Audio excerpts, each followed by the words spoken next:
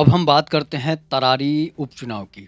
तरारी, रामगढ़ और बेलागंज उपचुनाव की थोड़ा-सा विश्लेषण कर लेते हैं। वोटिंग का समय जो है अब वो ख़त्म हो चुका है। तरारी में, रामगढ़ में और बेलागंज में जो है जमकर वोटिंग हुई है और जमकर वोटिंग होने के बावजूद कौन-सी पार्टी कितनी सीटें लाएगी और कौन-सी पार्टी चुनाव जीतेगी, कौन-सी पार्टी चुनाव हारेगी, इस पर थोड़ा-सा हम लोग विस्तार से बैठकर चर्चा करेंगे। और मैं इसलिए बता रहा हूँ कि चुनाव तरारी में जो था वो काफ़ी गहमा-गहमी वाला चुनाव था। रामगढ़ में भी जो था, वो चुनाव जो था, वो काफ़ी गहमा-गहमी वाला था।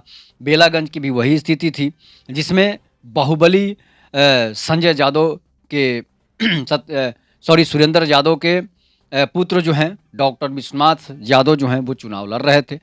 इसके बाद सबसे ज़्यादा चर्चा अगर किसी सीट की होती है, उसमें रामगढ़ और तरारी विधानसभा की 2 सीटें हैं, जिसकी सबसे ज़्यादा चर्चा होती है। सुरेंद्र यादव बाहुबली हैं, उनका भी चर्चा जो है काफ़ी ज़ोरों-शोरों से है। इसके बाद वहाँ पर जनसुराज के कैंडिडेट हैं। तीनों उपचुनावों में, तीनों विधानसभा सीटों पर जनसुराज की भी जो है कैंडिडेट उतारे गए हैं। यहाँ तक मैं आपको बता रहा हूँ कि तरारी में जनसुराज की तरफ से किरण सिंह लड़ रही हैं। इसके बाद रामगढ़ में भी चुनाव जो है वो जनसुराज के पार्टी के लोग लड़ रहे हैं। सुशील सिंह कुशवाहा लड़ रहे हैं। इसके बाद राजद के उम्मीदवार अजीत कुमार सिंह हैं, जो वर्तमान सांसद जो हैं, उनके भाई हैं, सुधाकर सिंह के भाई हैं। बेलागंज में वही स्थिति है कि वर्तमान सांसद सुरेंद्र यादव के पुत्र डॉक्टर विश्वनाथ यादव लड़ रहे हैं चुनाव। इसके बाद तरारी आते हैं, तो तरारी में तो सुदामा प्रसाद जो हैं वर्तमान सांसद जीते हुए हैं, लेकिन जो है तरारी में उन्होंने अपने पुत्र को सीट न देकर राजू यादव को सीट दिए हैं, जो कि राजू यादव एक बार लोकसभा का चुनाव 2019 का हार चुके हैं। उसके बाद चर्चा करते हैं कि आखिर इन सीटों पर जो है तीनों सीट जो है गहमा-गहमी वाला क्यों बन चुका है, हॉट सीट क्यों बन चुका है? इसलिए कि बेलागंज में देख रहे हैं कि सुरेंद्र यादव सांसद के पुत्र लड़ रहे हैं। इसके बाद रामगढ़ में सांसद के ही भाई लड़ रहे हैं चुनाव और तरारी विधानसभा में एक बार के सांसद प्रत्याशी यादव लड़ रहे हैं। उसके बाद बाहुबली छवि के नेता सुनील पांडे के पुत्र विशाल प्रशांत लड़ रहे हैं चुनाव। इसलिए तीनों जगह जो है बड़े-बड़े नेताओं के पुत्र जो हैं चुनाव लड़ रहे हैं। इसके बाद तो चर्चा तो ज़रूर है कि गरमा-गरम चर्चा होगी और इसके बाद जमकर वोटिंग जो हुई है तरारी में, रामगढ़ में और बेलागंज में। इसके बाद जमकर वोटिंग होने के बावजूद जो है कौन पार्टी बाजी मारेगा, इसलिए कि बड़े-बड़े नेताओं ने कैंपेन कर दी है। इसके बाद तेजस्वी यादव ने भी कैंपेन की है तीनों विधानसभा सीटों पर। नीतीश कुमार ने जो है तीनों विधानसभा सीटों पर नीतीश कुमार भी कैंपेन कर चुके हैं। तो इसलिए जो है लड़ाई ज़रूर है कि हॉट होगी और लड़ाई इतनी होगी हॉट कि कोई सोच भी नहीं सकता था। तरारी विधानसभा में रात-दिन राजद के नेता लगे हुए थे, यहाँ तक कि बड़े-बड़े राजद के विधायक, बड़े-बड़े राजद के सांसद और मंत्री भी चुनाव प्रचार में लगे हुए थे। तेजस्वी यादव को भी तरारी विधानसभा में आना पड़ा। उसके बाद जब तेजस्वी यादव वहाँ आते हैं, तो नीतीश कुमार पीछे कैसे रहेंगे? अब बिहार के मुख्यमंत्री नीतीश कुमार जहाँ पहुँच जाते हैं, उस सीट को हारना क्या समझते हैं? क्या वो सीट हार सकती है चुनाव? इसे मुश्किल ही नहीं, नामुमकिन लगता है। इसलिए कि नीतीश कुमार अगर कैंपेन कर दें, नीतीश कुमार जहाँ पर सभा कर दें, तो वो सीट को हारना मुश्किल हो जाता है। और अब जिस सीट पर नरेंद्र मोदी आ जाते हैं, उस सीट पर भी हारना मुश्किल हो जाता है। इसलिए ये सीट जो है कन्फर्म रहता है कि ये सीट हो सकता है कि निकल जाए, जीत सुनिश्चित हो जाती है। इसलिए कि बड़े-बड़े जब नेता, मुख्यमंत्री और प्रधानमंत्री जहाँ पर आ जाएँ, तो भाई जीतना मुश्किल, हारना मुश्किल हो जाता है। जीतना जो है आसान हो जाता है। इसलिए मैं आपको बता रहा हूँ कि तरारी में नीतीश कुमार ने कैंपेन की है, तरारी में नीतीश कुमार ने जनसभा की है, चिराग पासवान आए हैं। उसके बाद भाजपा के बड़े-बड़े नेता दिलीप जायसवाल से लेकर सम्राट चौधरी तक जो है तरारी विधानसभा में आ चुके हैं। तरारी विधानसभा चुनाव में अपनी रैलियां और सभा कर चुके हैं। तो अब जमकर जब वोटिंग होती है और तरारी विधानसभा में 2 बार के सांसद सुदामा प्रसाद जो है इस बार जो है लोकसभा का चुनाव जीत चुके थे, तो सीट खाली हो चुकी थी और 2 बार सांसद जो है 2 बार जो विधानसभा से चुनाव जो जीते हुए थे सुदामा प्रसाद, वो सांसद जीत गए हैं। उसके बाद उन्होंने राजू यादव को टिकट दे दिया है। राजू यादव भाकपा माले के उम्मीदवार हैं और लड़ाई जो है भाजपा बीएस भाकपा की है। प्रशांत किशोर कहीं नज़र नहीं आते हैं। प्रशांत किशोर के कैंडिडेट पर बदलना सबसे बड़ा दुर्भाग्य हो गया कि उनको कैंडिडेट बदलना पड़ा। एक बहुत बड़े राजनीतिक और चाणक्य कहे जाते हैं, राजनीति के चाणक्य कहे जाते हैं, और कहाँ फेल हो जाते हैं ये सोचने वाली बात है कि जिसका आधार कार्ड यहाँ का नहीं हो वो कैसे चुनाव लड़ सकता है। इन सब चीज़ों पर चर्चा गर्म थी कि इन सब चीज़ों की वजह से उन्हें कैंडिडेट बदलना पड़ा था। अगर कैंडिडेट ही बदलना था तो फिर पहले ही इसका निर्णय ले सकते थे, लेकिन उन्होंने ऐसा नहीं किया और वो मात खा जाते हैं। और प्रशांत किशोर जिस तरह से कैंपेन कर रहे हैं, वो सोच रहे हैं कि दिल्ली है तो ये दिल्ली नहीं है, ये बिहार है और यहाँ पर जातिवाद चलता है, यहाँ पर विकास नहीं चलता है।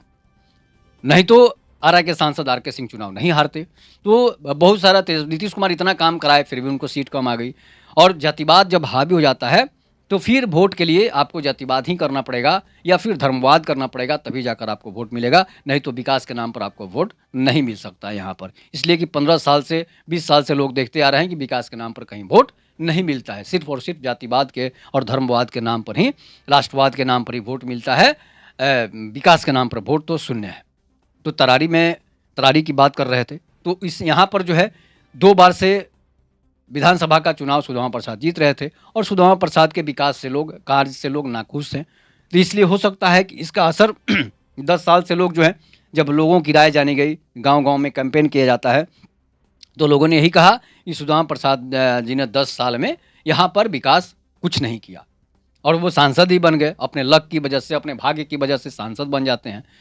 इसलिए कि 2 बार उन्होंने चुनाव जीता, तो 2 बार चुनाव इसलिए जीता, एक बार 272 वोट से चुनाव जीता, एक बार 4000 के करीब से चुनाव जीता। उसके पीछे सबसे बड़ी रीज़न थी कि एक बार जब चुनाव सुनील पांडे लड़ते हैं तो उसके बाद होता क्या है कि सुदामा प्रसाद 272 वोटों से जीत जाते हैं। और जीतने के पीछे कारण क्या था कि 3 भूमिहार आपस में लड़ चुके थे। कांग्रेस अखिलेश सिंह लड़े थे। इसके बाद इंदु भूषण जो ब्रह्मेश्वर मुखिया के पुत्र हैं, उन्होंने चुनाव में लड़कर 5000 के करीब वोट काट दिया था, जिसके बाद सुनील पांडे इस चुनाव को हार चुके थे। दूसरी बार होता क्या है कि दूसरी बार जब चुनाव आता है तो दूसरी बार चुनाव में जो होता है कि कौशल विद्यार्थी को बीजेपी टिकट दे देती है और सुनील पांडे निर्दलीय लड़ जाते हैं। उससे क्या है, वोटों का ध्रुवीकरण हो जाता है, वोट बच जाता है। और कौशल विद्यार्थी बीजेपी के उम्मीदवार थे, इसलिए जोगी को भी आना पड़ जाता है और जोगी को आने की वजह से 12000 वोट जो है कौशल विद्यार्थी को मिल जाता है और 4000 वोटों के करीब से सुनील पांडे फिर से चुनाव हार जाते हैं। लेकिन इस बार जो है मामला उलट है। इस बार क्या है कि इस बार जो है कोई भी भूमिहार कैंडिडेट नहीं है, इसलिए जो है चुनाव जीतना सुनील पांडे के लिए आसान हो जाता है। और राजू यादव हैं, राजू यादव भी सांसद प्रत्याशी रह चुके हैं, विधायक प्रत्याशी भी रह चुके हैं। इस बार उन्होंने काफ़ी मेहनत भी की है, डोर टू डोर उन्होंने कैंपेन की है और कैंपेन करने के बाद उनके लिए तेजस्वी यादव भी प्रचार में आ गए। बड़े बड़े भाकपा माले के दीपांकर भट्टाचार्य से लेकर बड़े बड़े नेता जो हैं वहाँ पर कैंपेन किए हैं। गांव गांव, डोर टू डोर, दरवाजे पर दरवाजे जाकर उन्होंने कैंपेन किया है। इसलिए लड़ाई जो है यहाँ भी टक्कर की लड़ाई है। ये नहीं है कि भूमिहार कैंडिडेट नहीं होने की वजह से, सिर्फ एक भूमिहार कैंडिडेट होने की वजह से सारा वोट जो है सुनील पांडे को ही मिल सकता है, विशाल प्रशांत को ही मिल सकता है। हालांकि भूमिहार समाज का वोट जो है वो भाकपा माले को 1-2% चला जाए तो चला जाए, लेकिन टोटल का टोटल वोट जो है सुनील पांडे के बेटे विशाल प्रशांत को ही मिल सकता है। लेकिन अगर कोई सुनील पांडे और उनके जो है उनसे नाराज़ है, उनके टीम से नाराज़ है, तो हो सकता है कि वो वोट किरण सिंह को मिल जाए या फिर निर्दलीय कैंडिडेट जो लड़ रहे हैं उनको मिल सकता है। लेकिन इतनी भी नाराज़गी सुनील पांडे से लोगों को नहीं है कि वो सुनील पांडे को छोड़कर दूसरे को वोट दे दें। इसलिए कि 2 बार से जो स्थिति बनी हुई है, 2 बार से भाकपा माले के जो है सुदामा प्रसाद जीते हुए थे, तो इसलिए लोग खार खाए हुए हैं और खार खाए होने की वजह से स्वर्ण वोट जो है वो सुनील पांडे को जाता है। और प्रशांत किशोर जो चुनाव लड़ाए हैं उसके बाद किरण सिंह जो हैं वो वोट ज़्यादा नहीं बटोर पाएंगे, इसलिए कि किरण सिंह जो राजपूत समाज से आती हैं और राजपूत समाज जो भी है वो भी जो है वर्तमान के विकास से नाखुश हैं। इसलिए जो है वो किरण सिंह को वोट नहीं करके सुनील पांडे को वोट करेंगे। इसलिए टोटल का टोटल फॉरवर्ड समाज का वोट जो है वो सुनील पांडे के बेटे विशाल प्रशांत को जा रहा है।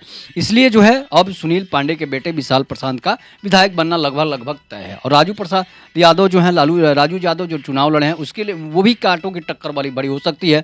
जीत हार का अंतर ज़्यादा से अधिक नहीं रहेगा। जीत हार का अंतर जो है 4 से 5 हज़ार के बीच में रहेगा और इसमें जो आगे निकल जाए, अधिकतर उम्मीद है कि विशाल प्रशांत ही आगे निकलेंगे, इसलिए कि विशाल प्रशांत का कैंपेन नीतीश कुमार जब कर चुके हैं, सम्राट चौधरी कर चुके हैं, तो हो सकता है कि लोगों का मन बदल जाए और 10 साल से जो विकास का काम रुका हुआ था, सुनील पांडे जो है नहीं जीते हुए थे, सुदामा प्रसाद जीते हुए थे, उससे हो सकता है कि सुदामा प्रसाद से खार खाए लोग जो है विशाल प्रशांत को वोट कर दें, उनके समाज के लोग भी उनको वोट कर दें।